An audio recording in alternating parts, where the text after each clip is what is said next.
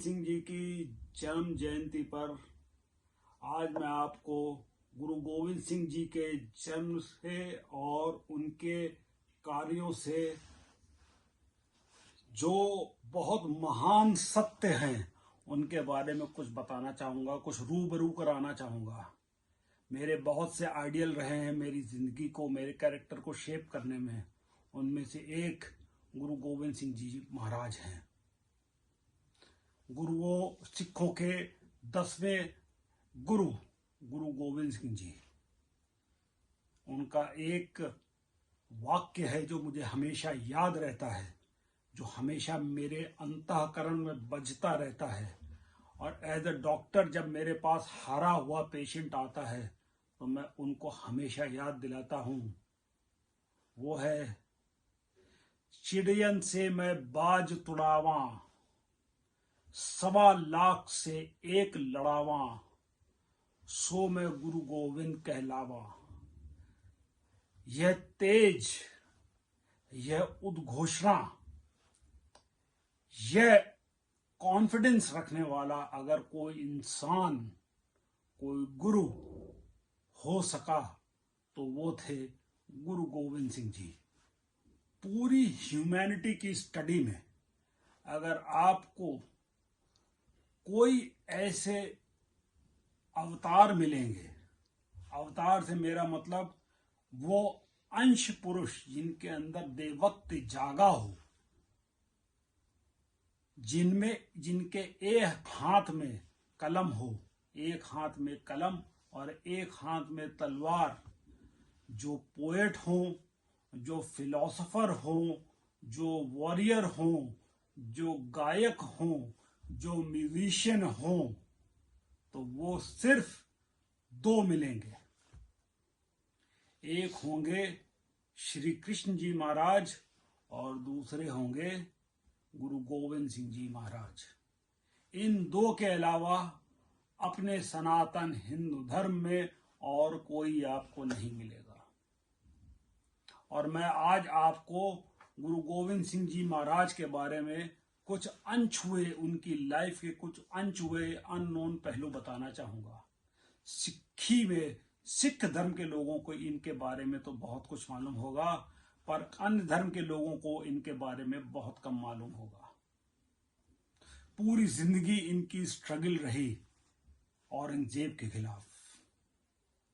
लोग समझते रहे कि इनकी स्ट्रगल इस्लाम के खिलाफ रही, मगर ऐसा नहीं है।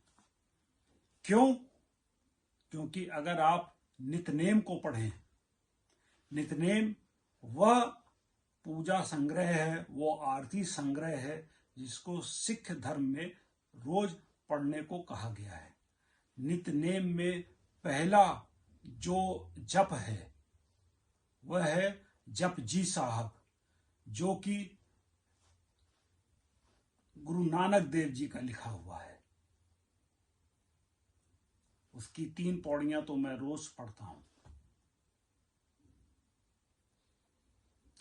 सिख धर्म अनंत भगवान, जो कभी पैदा नहीं हो सकता, जो कभी मर नहीं सकता, जो शातेगा नहीं, जो अपनी जगह स्थिर है, उसकी पूजा करने वाला पंथ है, वह धर्म है। और यह सबसे नया, सबसे यंग धर्म है। इसमें सब धर्मों का रूप है।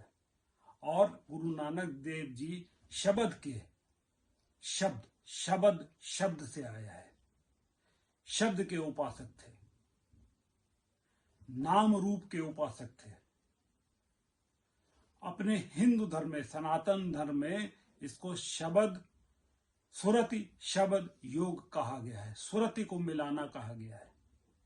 इसी के उपासक थे। इसी परंपरा को 9 गुरुओं ने आगे बढ़ाया और ये कल्मिनेट होती है गुरु गोविंद जी के रूप में। और गुरु गोविंद जी के समय तक इस्लामी आक्रांता पूरे हिंदुस्तान पे कब्जा करे हुए थे। और औरंगजेब राइट विंग इस्लाम का प्रतीक है, वो राइट विंग इस्लामिस्ट है। और गुरु गोविंद सिंह जी उसके अगेंस्ट खड़े हुए।